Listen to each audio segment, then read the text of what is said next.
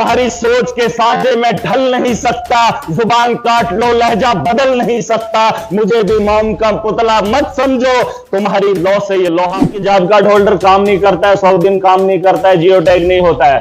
Sir मैं चाहता हूं इसमें थोड़ा सा रिफॉर्म अगर लाया जाए। मंत्री जी अगर मेरी बात सुनेंगे, एक ठेकेदार को आप बिल्डिंग देते हैं, उसे बताते हैं कि जितना जल्दी तो उसे कंप्लीट करे तो ठीक है। चुनाव हुए, लोगों की उम्मीदें जाग गई, उसी तर्ज पे जमीनी सतह पर लोग आज भी परेशान हैं। हम असेंबली के अंदर हैं, बड़े बड़े प्रोजेक्ट्स को देख रहे हैं, छोटे लेवल पर आज भी आम आदमी परेशान है, खुआ वो पंचायत लेवल पे हो, तहसीलदार लेवल पे हो, एजेंट लेवल पे हो।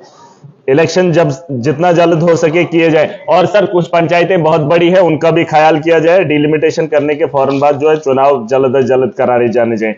Sir agriculture, animal, sheep, horticulture को लेकर बहुत सारे लोगों ने बातें की। कश्मीर के अंदर हॉर्टिकल्चर है, एग्रीकल्चर है, यहां पर भी बहुत अच्छा स्कोप है, लेकिन चिनाब वैली के अंदर मैं सर बताना चाहूंगा खुद से ही लोग कर रहे हैं ना, वहां किसी भी एक डिपार्टमेंट का कोई फायदा है हमें, क्योंकि ना मैंने हॉर्टिकल्चर में कोई बदलाव देखा। जो पेड़ बुजुर्गों ने लगाया था उसी पेड़ के तर्ज पे आगे भी पेड़ लगे हैं, कोई नई टेक्नोलॉजी लेकर नहीं आए। जो पुराने माल मवेशी थे वही माल मवेशी आज भी डोरे, जो 1 किलो दूध देता था उसके साथ पूरा साल लगा रहा है, पूरा अपना वक्त गुजार रहा है। इन लोगों ने कोई भी उसमें रिफॉर्म नहीं लाया। सर शीप वही पुराने ही हैं, भेड़ बकरियां वही पुराने तर्ज के हैं, नया कुछ भी नहीं। मैं चाहता हूं वहां से डिपार्टमेंट उठाकर लाए जाए, जहां पर इनको लगता है कि काम हो रहा है उन्हीं इलाकों में इन्हें दर्ज करवाया जाए, हमारे यहां जरूरत नहीं। सर एक चीज मैं बताना चाहूंगा हॉर्टिकल्चर एग्रीकल्चर के रिलेटेड, हमारे यहां मक्कियों को आज भी बोया जाता है, जमीनों की जमीनें वहां पर लगाने का काम करते हैं। सर न मक्की पकाने वाला है कोई, और न खाने वाला है, और न उसमें इजाफा है। तो मैं अपनी आवाम से मैं चाहता हूं हाउस भी अगर थोड़ा कोऑपरेट करे, मैं भी चाहूंगा कि उसके अलावा उस जमीन से क्या उगाया जा सकता है, कास्ट के लोग और यहाँ के हॉर्टिकल्चर के लोग, एग्रीकल्चर के लोग अगर मिक्सअप करके कहीं पे बात करते हैं, कहीं खोज करते हैं और उस जमीन में ये पता लगाएं कि उस जमीन पे क्या बेहतर उगाया जा सकता है, जिससे रोजगार भी कमाने के लिए हमारे पास रोजगार भी बने और उस जमीन को भी आबाद किया जाए। उसके अलावा सर एक मेन मुद्दा है आरडीडी का, इस पे मुनस्सिर है हमारा। 4 जो हमने बताए उस पे हमारे को कोई फायदा नहीं, लेकिन आरडीडी का डिपार्टमेंट है जिससे हमारे लोगों को उम्मीद रहती है। सर कहता है कि जॉब कार्ड होल्डर काम नहीं करता है, 100 दिन काम नहीं करता है, जियो टैग नहीं होता है। सर मैं चाहता हूं इसमें थोड़ा सा रिफॉर्म अगर लाया जाए। मंत्री जी अगर मेरी बात सुनेंगे, एक ठेकेदार को आप बिल्डिंग देते हैं, उसे बताते हैं कि जितना जल्दी तो उसे कंप्लीट करे तो ठीक। एक मजदूर को आप देते हैं 10 मीटर आपको प्रोटेक्शन वाल देना है या 10 मीटर आपको रास्ता बनाना है, उसे क्यों मजबूर किया जाता है कि पूरे साल में आपने 100 दिन लगाना है और 100 दिन में ही इस काम को करना है? क्या वो मजदूर इतना सक्षम नहीं है कि उस काम को वो 1 दिन में भी कर सकता है? उसे क्यों इतना टार्चर किया जाता है, रोज रोज उठा के जियो टैग करो, 100 दिन में आपने 10 मीटर करना है? या तो उसके काम को बढ़ा दिया जाए, गांव के अंदर वो बेहतर सहूलियत दी जाए, सीमेंट का इंतजाम गवर्नमेंट करे, उस मजदूर को काम कराए। एक मजदूर जो है किलोमीटर भी काम कर सकता है, लेकिन सर सरकार की ये गलत पॉलिसी है। ठेकेदारी के तर्ज पे जैसे एक ठेकेदार को काम दिया जाता है, वैसे ही जॉब कार्ड होल्डर को काम सौंपा जाए और वेंडर्स उसी के तर्ज पे रखा जाए, वो मटेरियल भी खुद करेगा। और सर मैं शर्मिंदा हूं, वेजेस हमारे यहाँ 259 है।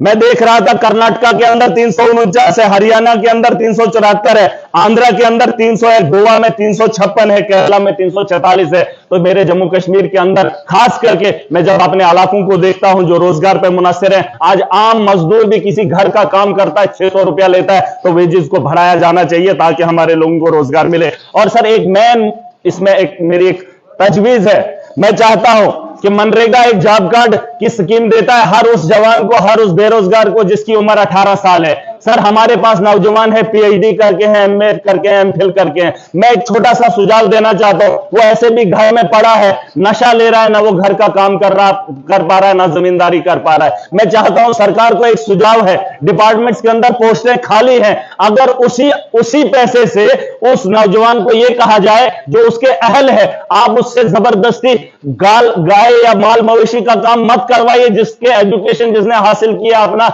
वक्त दिया है एक टीचर बनने के लिए, उसके सपने को ना तोड़िए। उसे 20,000 ही साल में अगर दिया जाए और उसको उसमें वो काम करने दिया जाए, उस स्कूल में उसकी पोस्ट को फिल किया जाए, मनरेगा के तहत रोजगार भी दिया जा सकता है और उसका मुस्तकबिल भी बेहतर हो सकता है, उसका जो सपना है वो भी आगे बढ़ेगा। सर वो आपसे पैसा नहीं मांगेगा, वो सिर्फ अपना जो है वजूद देना चाहता है, अपना वक्त देना चाहता है। सर मैं बात खत्म कर रहा हूं, मैं चाहता हूं सर एक बात, मटेरियल में बहुत बड़ी धांधली हुई, सबने कहा मटेरियल मटेरियल कहा दे दो, लेकिन जो मटेरियल लेने वाला है उसका उस काम से दूर दूर का रास्ता नहीं रहा है।